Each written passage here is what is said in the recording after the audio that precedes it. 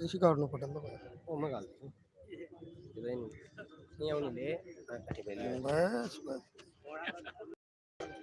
राम राम भाई लोगों। अच्छा, कमेटी जो काम कर रही है वो बड़ा पारदर्शक कर रही है। कुछ चीज़ें हैं जो अपनी बाद में डिसाइड करेंगे उन चीज़ों को।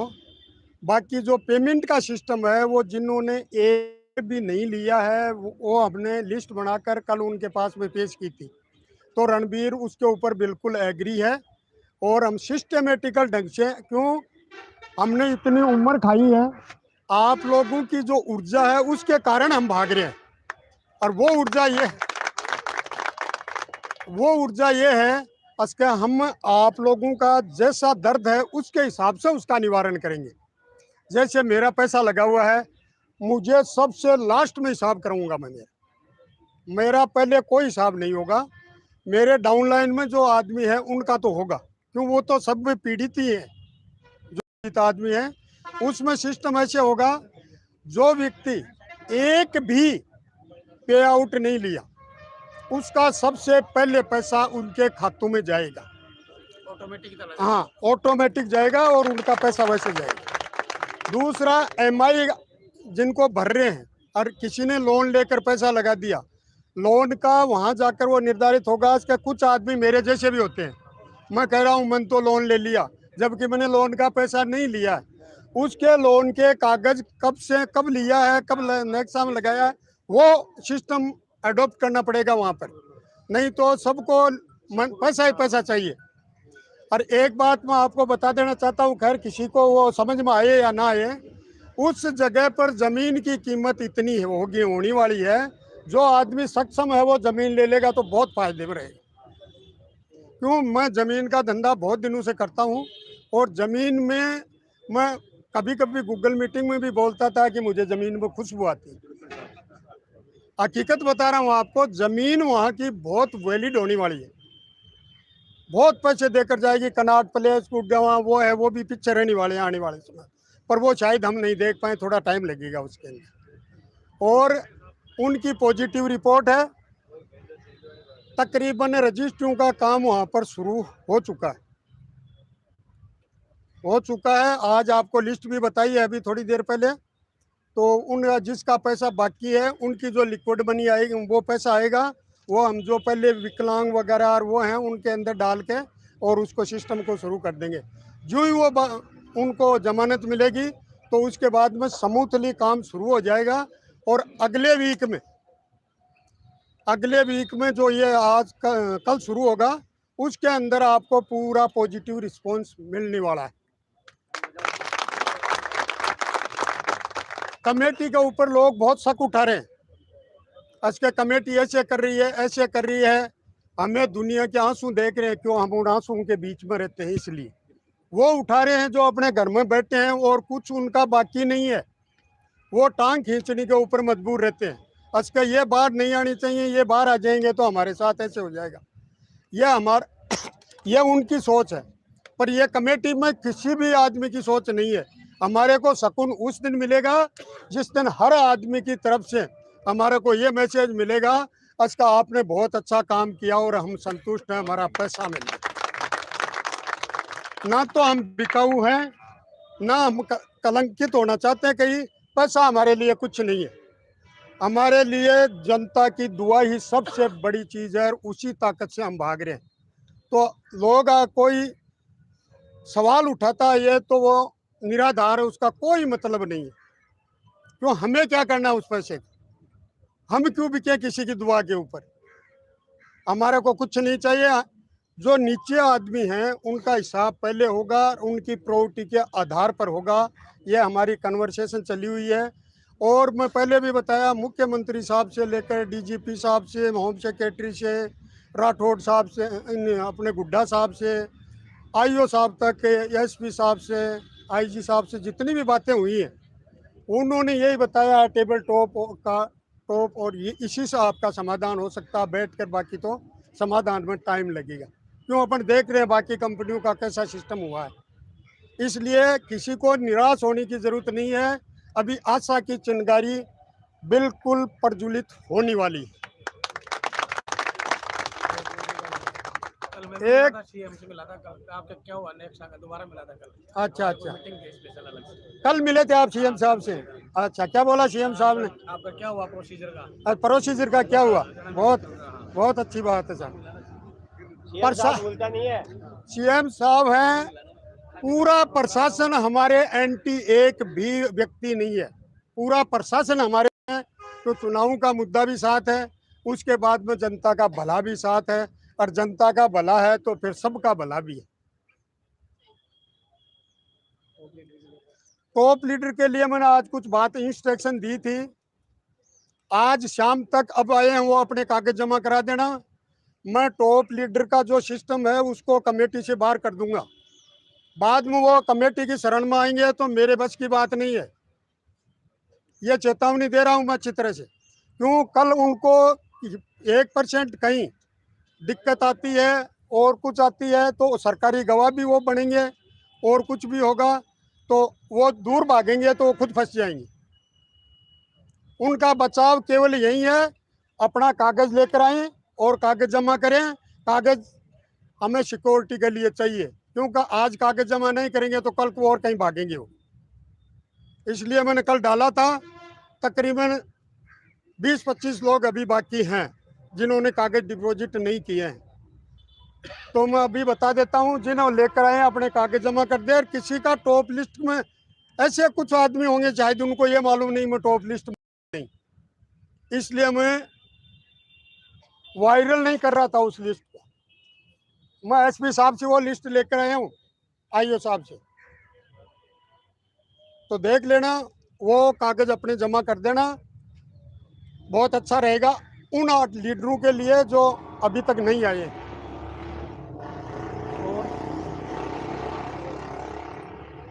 रजिस्ट्रियों के बारे में आपको बता दिया, कुछ आदमियों का पैसा बाकी है, कुछ की साइन होकर रखी हुई है, वो जो है वो जल्दी आ जाएंगी, 2-3 दिन में आ जाएंगी शायद वो रजिस्ट्रियाँ। रजिस्ट्री कल आ जाएंगी। कल गया हुआ जिन लोगों की रजिस्ट्री ड्यू है, जिनका पेमेंट ड्यू है, जिस भाई का पेमेंट ड्यू है उसका हम उनसे जो उसका पैसा इसमें लगा हुआ है स्कीम में, उससे माइनस प्लस करके जो बच जाएगा उसका लिखापट्टी करके उससे क्लियर कर देंगे और उसकी रजिस्ट्री उसको दे देंगे। ठीक है, तो ये तो इसलिए कि कंपनी 23 तारीख को बाकी थी, 8 फरवरी तक रजिस्ट्री हुई है, 8 फरवरी तक रजिस्ट्री हुई है, यानी काम कर रहे थे। कहीं ना कहीं कोई ना कोई मोटी गड़बड़ हमारे समझ में नहीं है, ना हमें बताया गया है। मैं कुछ बोलूं कुछ और बोले, नहीं ये नहीं हो सकता, तो मेरे पास ठोस चीज होगी तभी मैं बोलूंगा।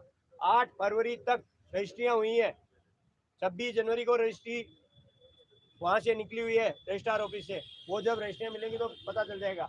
हमारी तरफ से 23 तारीख को कंपनी भाग गई थी, लेकिन बाद में भी रजिस्ट्रियां हुई है उन लोगों के जिनके पैसे, बाद में जब प्रेशर हो गया तो सबको अंडरग्राउंड होना पड़ा, नहीं तो जिन लोगों के पैसे जमा थे उनकी रजिस्ट्री तो हो जाती।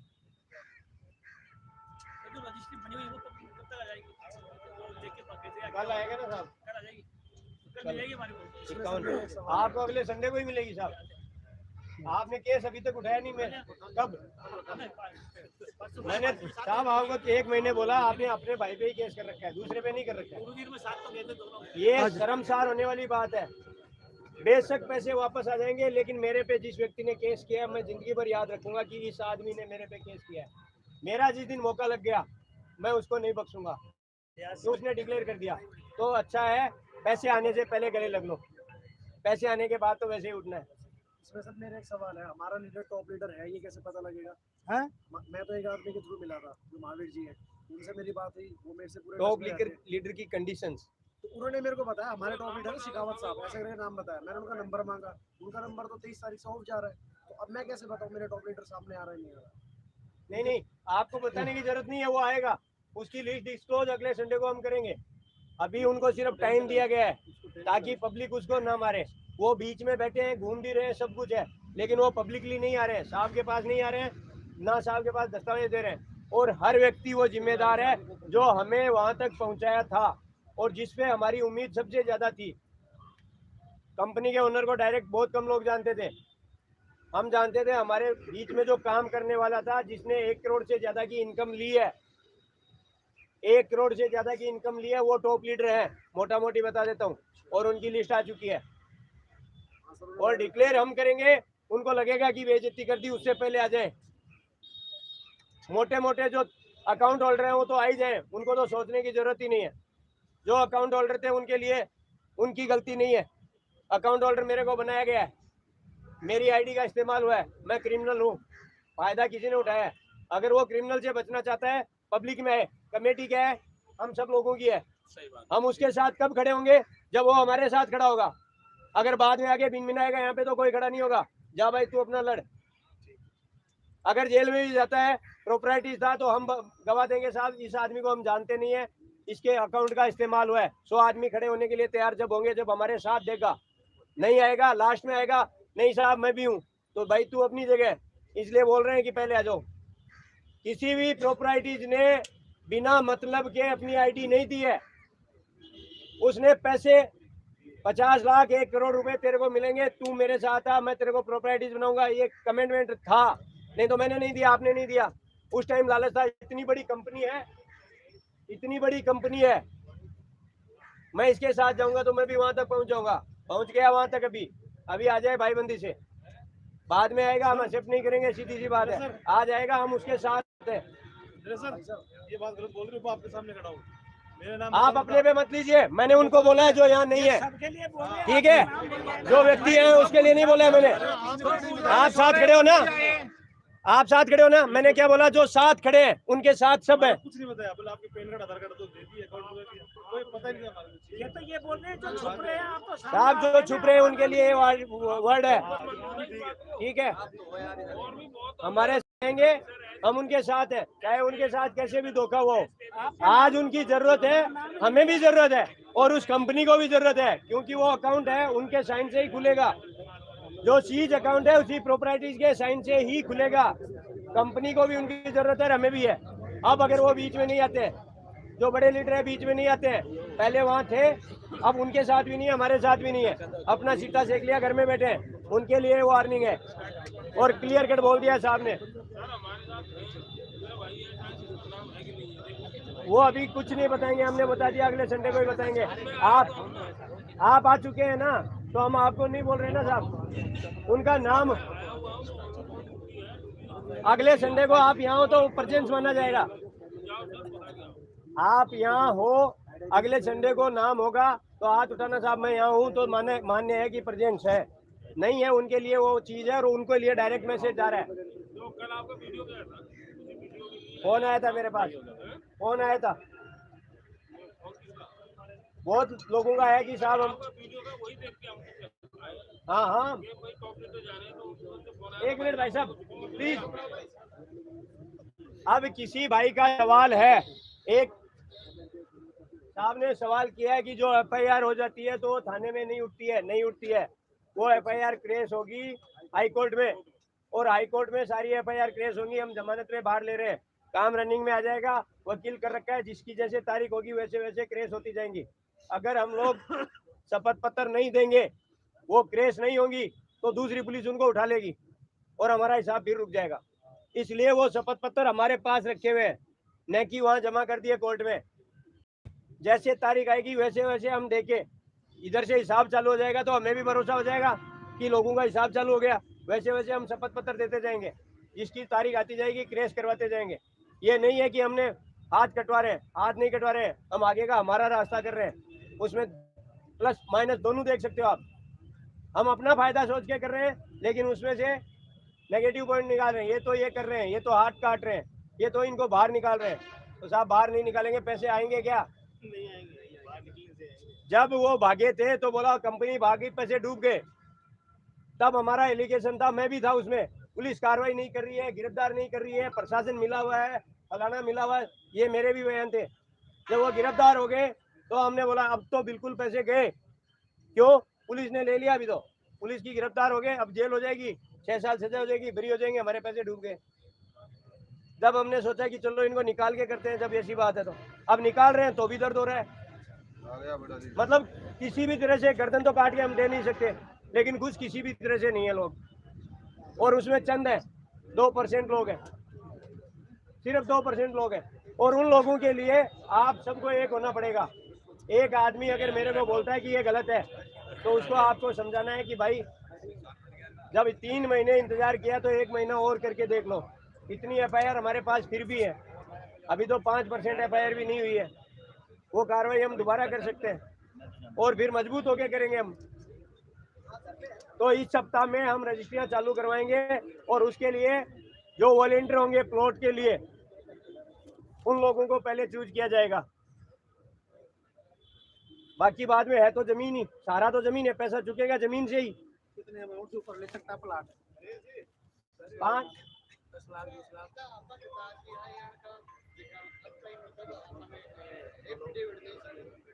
हाँ, यहाँ पे कितने लोग हैं जिनकी एफआईआर हो रखी है और उन्होंने शपथ पत्र नहीं दिया है? कोई एक साहब है और है कोई 2? कहाँ के क्षेत्र कौन चाहिए?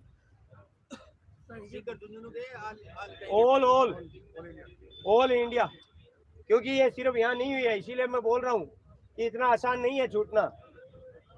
अगर किसी को ये वहम है कि एफआईआर से होता है तो मेरी तरफ से सारे ठोक दो। वो पीसी पे 5 साल घूमेंगे, जब तक पीसी पे घूमेंगे तब तक कोर्ट ये नहीं बोलेगा कि ये जमीन नीलाम करो। वो पीसी पे घूमेंगे, फिर वो कोर्ट में जाएगा, हम उसका सिविल सूट लड़ेंगे, रिकवरी एक्ट के तहत पेमेंट आएगा, 8 से 10 साल लगेंगे। तो उनको बीच में लाके हम जो हिसाब कर रहे हैं वो बाद में भी वो समझौता ही है। रिकवरी में भी अमाउंट जमा करना पड़ेगा। रिकवरी के अंदर अपना खुद का अमाउंट लगता है, जितना मैंने पैसा जमा किया उसका परसेंटेज जमा होता है। हर इंडिविजुअल का केस अलग लड़ा जाता है। उसके लिए मैं और ये शशांक गोयल साहब और हम गए थे। हमने बयान होल्ड कर रखे हैं, तो बयान नहीं दिए तो उसको एफआईआर के बाद कोई एक्टिंग नहीं होगी। एफआईआर चढ़ गई है, बयान होल्ड करने से कुछ नहीं होगा साहब। एफआईआर चढ़ गई है, वो एफआईआर क्रेश होगी, कोर्ट में ही होगी। ऑफलाइन ऑनलाइन वो उन्होंने अपना रिकॉर्ड चढ़ा दिया, हेड ऑफिस में चला गया, वो रिकॉर्डेबल है। वो क्रेश होगी हाई कोर्ट में या आपके वहाँ सेशन न्यायालय में। अगर उसमें कुछ धाराएं हैं, वो धाराएं हैं तो वो हाई कोर्ट में आएगी, नहीं तो हाई कोर्ट पावर दे देता है, नीचे कोर्ट में तो वहाँ पे भी होती है। तो वो प्रोसेस चल रहा है, उसके लिए कमेटी में भरोसा रखो। सवाल जवाब हर आदमी यहाँ आए तो इतने लोगों को दे दिया, अभी फोन शुरू हो जाएंगे, साहब बताओ। तो इसलिए बोल रहा हूँ, जब 10 आदमी को आप लोगों ने नॉमिनेट कर दिया तो उनपे या तो भरोसा रखो या ये बोल दो साहब हम अपना करेंगे। और यही उन लोगों को समझाना है जो यहाँ नहीं है कि हमने इतना बड़ा, जब ये जनसमूह है और एक साथ हो चुके हैं, तो इतना बड़ा जनसमूह किसी समस्या का समाधान करना चाहे नहीं हो, ऐसी तो कोई समस्या है ही नहीं। ठीक है, अभी किसी का कोई सवाल है? हाँ साहब खड़े हो जाइए प्लीज। अमित कुमार नोएडा से मेरी बात हुई है और संपर्क में है, जब स्टाफ स्टेबल हो जाएगा आएगा। और किसी का? उसके पैर के मोच आई हुई है, नहीं वो आज आना था यहाँ, आज भी आना था, वो बात हुई थी मेरी। वो कोई बात नहीं, जितने जो लोग हमारे संपर्क में हैं यहाँ लाए हैं, कुछ आ रहे हैं कुछ नहीं आए। तो अगर मैं इसीलिए बोल रहा हूँ कमेटी पे भरोसा रखो, ना बिकेंगे ना झुकेंगे उनसे, ना ही तो हम उनसे डरेंगे। इतना भरोसा रखो, 10 आदमी अगर कमेटी में आपने मनोनीत किए तो वो लोग आपके लिए रिस्पॉन्सिबल है, उनके लिए नहीं है। भरोसा आपको रखना पड़ेगा और वही काम कर रहे हैं। अमित हमारे संपर्क में है, बीरबल जी हमारे संपर्क में है, नवीन हमारे संपर्क में है, सिर्फ सुधीश नील और मोहित प्रचार हमारे संपर्क में नहीं है, दिलीप बिजारनिया नहीं है, वो भी आ जाएंगे। क्योंकि डर का माहौल ऐसा होता है जिसमें सारे भागते हैं, इनमें से आधे लोग पहले भागते हैं। साहब हमारा जो टॉप लीडर है वो सलीम उनके नीचे था, इनका भाई जो वीरेंद्र था, हाँ उनके नीचे हम लगे हैं, तो उसका कैसे, वो तो आया नहीं। तो सलीम आया था और सलीम के साथ जो हुआ कुछ लोगों को पता है, कुछ को नहीं पता है, और उसको हमने मना किया है आने के लिए। मेघ सिंह संपर्क में है, उसको मना किया है क्योंकि उनको आते ही पुलिस उठाएगी और उनको हम सुलझा भी नहीं पाएंगे। हम इतने सारे लोग लगे हैं कि धीरे धीरे सुलझ जाएगा, पेमेंट आ जाएगा, तब वो फ्री हो जाएंगे। अब क्या है, पुलिस जल्दी कर रही है, मैं आज एप्लीकेशन दूंगा, आज ही पुलिस बयान भी ले लेगी। तो अभी मैं बोल रहा हूँ 1 महीने भरोसा रखो, 1 महीने में जब काम चालू हो जाता है तो अपने आप भरोसा हो जाएगा आपको। इसी सप्ताह में हो जाएगा शायद, जो रजिस्ट्री वाला काम है इसी सप्ताह में शुरू हो जाएगा। ठीक है, अभी किसी भाई का सवाल है तो प्लीज। अभी एक बात ये बताओ, आप लोगों के विरुद्ध एफआईआर, क्रॉस एफआईआर किसकी है? एक दूसरे पर एफआईआर कर रखी है, वो आदमी कौन है? तो सिकंदर है, एक तो ये है पता है इनका। इसका पता है, हाँ उनका भी दो का तो पता है। और ग्रोसे बेयर वाला है एक ही अपने बस स्टैंड पर है ना, वो एक लड़की, क्या नाम है उनकी, है दोनों के, यादव, रिंकू यादव। रिंकू यादव है, वो बस स्टैंड के ऊपर है, कोई टिकट काटते हैं, फोन करेंगे उनको भी, फोन करके बता देंगे, उनको उठा लेंगे वो। क्योंकि बहुत सारे लोग हैं अपने व्यवसाय में बिजी है, उनको पता ही नहीं है हो क्या रहा है, चल क्या रहा है। फतेहपुर वाली वो अलग तरीके से कर रखा है उन्होंने। चलो अलग उनका भी तरीके से करेंगे, मतलब कोई दिक्कत वाली कुछ बात लोग हैं नहीं ना, है। बोलने के लिए तो वो बहुत शरीफ है, पूछोगे तो मैं सारे मंगलवार के व्रत कर रहा हूँ, मैं सारे रमजान के वो कर रहा हूँ, और जब उनको बोलेंगे क्या एफआईआर की है, बोला मैंने तो दुबई के लिए पैसे दिए थे। तो फिर ये नेक्सा से तुम्हारे अकाउंट में आ रहे हैं, वो कहाँ से आए? बोला ये तो मैंने केस दिया था। किसको दिया? उस ऑफिस में जाके दिया। अब क्या करोगे उसका? जिसका ईमान ही बिक गया उसका क्या करोगे साहब?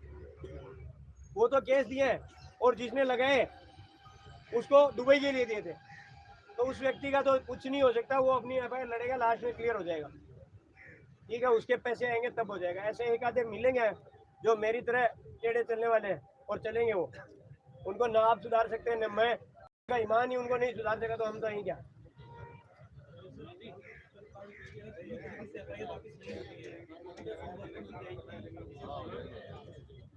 ये बेल हो रही है, बहुत सारे लोगों का ये है कि ये तो हाथ कटवा रहे हैं, उनकी जमानत हो रही है, वो बरी नहीं हो रहे हैं। बेल अलग चीज है। वो जब आपका हिसाब करते जा रहे हैं तब तो सोचो कि हाँ हिसाब हो रहा है, उसके बाद जो रुके हुए हैं वो भी चलता रहेगा साथ में। हाँ, और कुछ लोग भाई बाहर से हैं, यहाँ यूपी से कितने लोग हैं? यूपी से आप हैं? पिछली बार जो गाजियाबाद से आए थे साहब लोग, मैं उनका नाम भूल गया, नंबर देके गए थे बट नाम भूल गया। 4-5 हजार नंबर लिस्ट है, उसमें पता नहीं चल रहा है।